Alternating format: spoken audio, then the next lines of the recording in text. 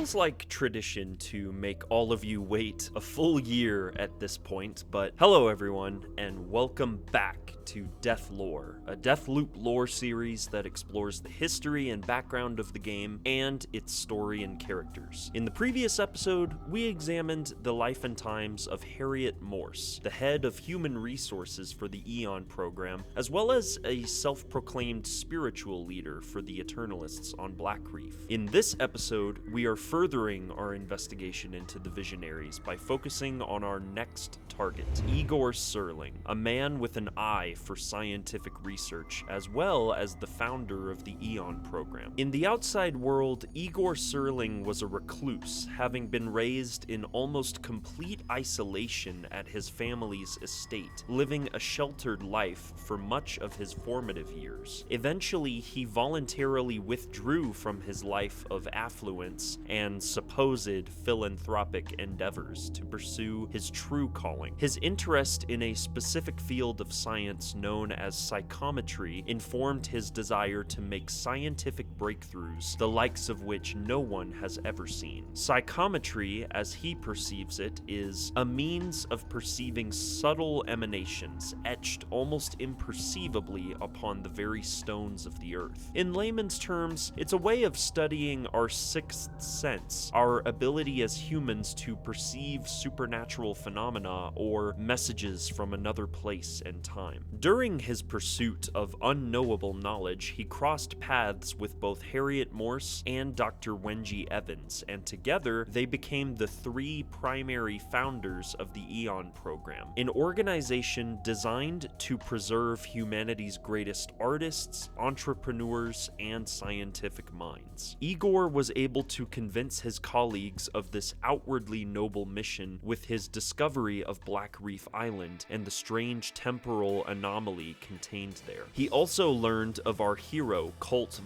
who at the time was being held at the Dargye Institute due to both his incoherent ramblings about a never-ending time loop, as well as his deep knowledge of Project Horizon due to his high ranking within the military of the Army of the Motherland. With his vast fortune in tow, Egor was able to secure Colt's release from the asylum and began working alongside Colt to amass his following of free thinkers and respected elites to travel to Black Reef and live a life eternal, freed from the pending apocalypse that would soon engulf the world. He conducts his psychometric research at the complex during the evening at a small base camp surrounded by traps of every kind imaginable. Trip mines, lasers, turrets, you name it. The reason for this is because many, or rather most, of the crazed Eternalists continue to tamper with Egor's experiments out of sheer disrespect, hence his efforts to keep his research site secure against any and all invaders,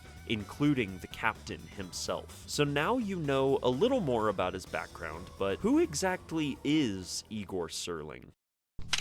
Well, Egor would most likely say that spending time socializing with the common folk is a fool's errand, when one's time would be better spent on trying to find the next earth-shattering scientific discovery. At the same time, he would also tell you that he deserves the adoration and praise of all those who would dare to give him their time and attention due to his shining brilliance and supreme intellect. Egor would tell you that he is destined for greatness, that he is ordained for a higher calling, a higher purpose. The real Egor Serling, though, is an entirely different man. Paranoid, insecure, and the textbook definition of a walking contradiction. Egor Serling wants to be adored and admired by his peers, but he also craves solitude and silence at all times, two desires that are constantly warring with each other. He pesters his fellow Visionaries so that they might acknowledge him in some form, although that form usually arrives in the way of contempt and disregard. Indeed, just about every person on Black Reef derides and looks down upon Egor for many reasons. Wenji Evans doesn't consider him a real scientist and brushes off his attempts at seeking attention. Alexis Dorsey has to be essentially forced into inviting Egor to his late-night masquerade, and so it continues with every one of the other Visionaries. More than anything, Egor Egor just wants to be taken seriously and treated with respect. However, he also fears the idea of accomplishing nothing or appearing as insignificant as he truly is. To that end, he actually enlisted the help of the earlier mentioned pharmaceutical tycoon Alexis Dorsey to assist in the creation of a brain enlargement medicine that would help to grow his intellect and the size of his cranium. Nothing ultimately came of this endeavor except, rather comically, that it must be administered via enema and causes impaired eyesight and desquamation. Man,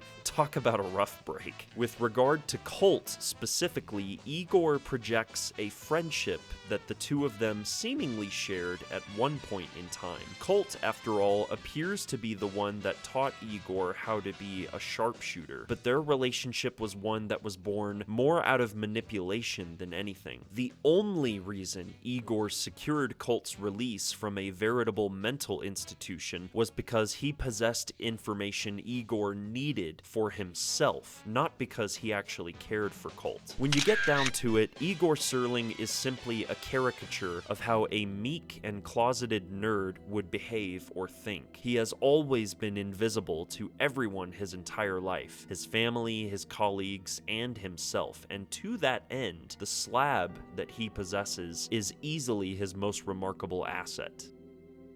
Egor Serling is in possession of the Ether Slab, which grants him almost complete invisibility, hiding him from plain sight, and mirroring his internal struggles with recognition and solitude. Ether is most useful in stealth scenarios when Colt must carefully maneuver around enemy patrols, or gather information without so much as a second glance from anyone around him. It can also be used to escape in the middle of a combat scenario, allowing Colt to recover and regain a fighting chance. If you prefer to be the silent but deadly assassin on Black Reef, then Ether should be your first slab of choice. Egor's ultimate weakness and vulnerability is his stubborn unwillingness to leave his experiments unguarded or unsupervised, even with the allure of drinks and social gathering in his mind. Colt can choose to confront Egor directly at the complex